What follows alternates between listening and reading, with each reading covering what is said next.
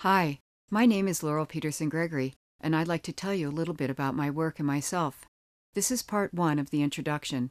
In this segment, I'll discuss my intention, philosophy, and background, and how they combine to create my unique style.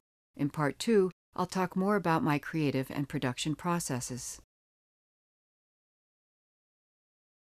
I typically stay away from social commentary in my work. My goal has always been to make fine art that is uplifting and joyous. The world can be a tough place, and I really do believe that laughter is the best medicine.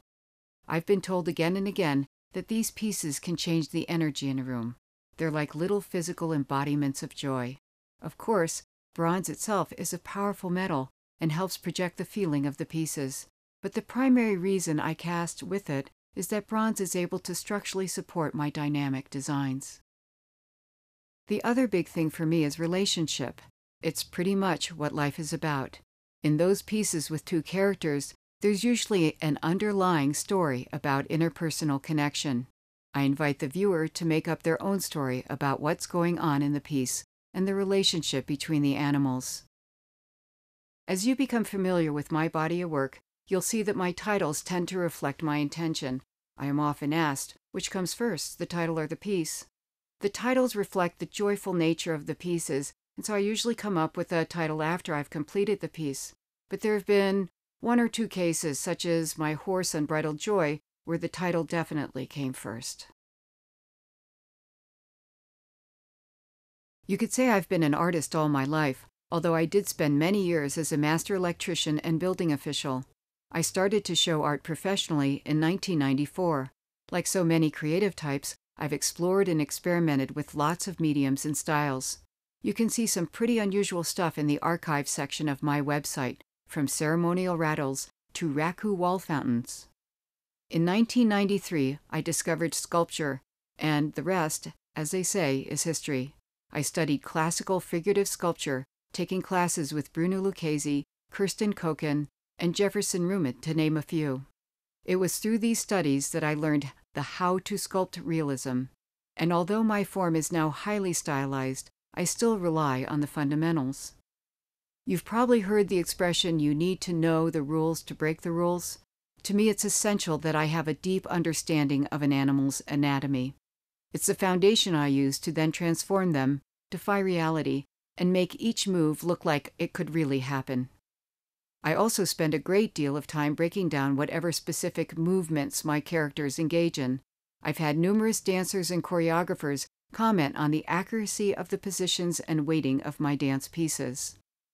These days, I spend about half the year doing juried art shows around the country and the other half in my studio in the foothills of Colorado. My work is represented by galleries across the country and has received many awards. I've been the subject of solo exhibitions and filled numerous public and private commissions. My style is immediately recognizable. I minimalize reality, stripping away non-essentials to reach the essence of whatever it is I'm sculpting. That lets me create a unique experience for each viewer. They fill in the details, as I'll discuss shortly. There are no extraneous elements or ornamentation in my style, just a great deal of motion and emotion. I create pieces that you can caress with your eyes as well as your hands. I achieve my effects through the use of concave and convex curves, planes, negative space, and what I call dimensional lines. For instance, one of the hallmarks of my work is that I've managed to create a sense of facial expression while incorporating no facial features. The whole piece, the body language, the incline of a head, the shifting of weight, combine to tell a story. Our minds automatically fill in the expressions themselves. That's the gift of minimalism. I should say a little more about dimensional lines.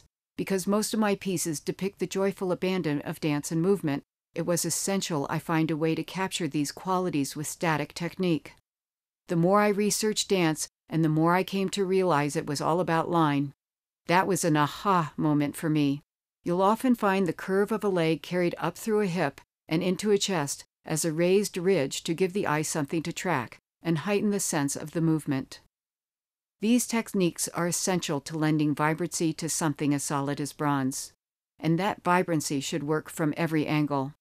I design and sculpt all of my pieces to be satisfying from 360 degrees, which is one reason I typically attach turntables to the granite bases. It's taken years to get here, but the end result is a style that's all my own. I've had museum curators call my work unique, which I consider quite a compliment, given the amount of amazing sculpture out there. Thanks for taking the time to meet me, and if you'd like to learn more, please feel free to contact me or one of my wonderful galleries.